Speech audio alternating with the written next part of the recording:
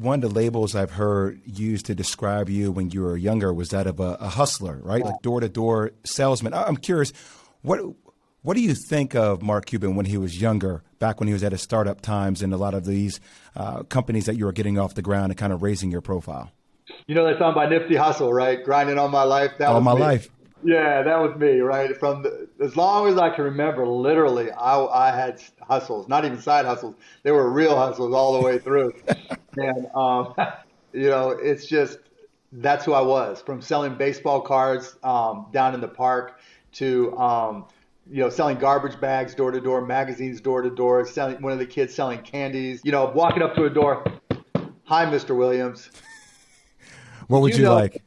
Oh, it'd be like, do you know if you tell, this is back in the day. So, Mr. Williams, if I told you that for 75 cents a week, I could help you educate your children so they can do better in school, would that be worth it to you?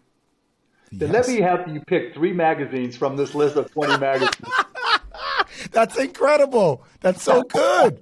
Right? And that's, at that time, 15 or 16-year-old Mark.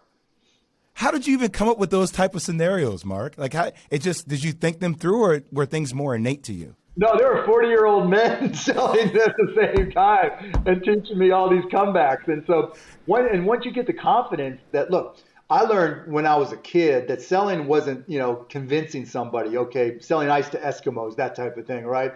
It was about helping somebody. Look, Mr. Williams, isn't the education of your family, your children, the most important thing in the world to you? 75 cents a week? Brilliant. Tap into that emotional part of the person. Yes. And when I came to the Mavericks, I had to make everybody in the NBA realize we don't sell basketball. We sell experiences.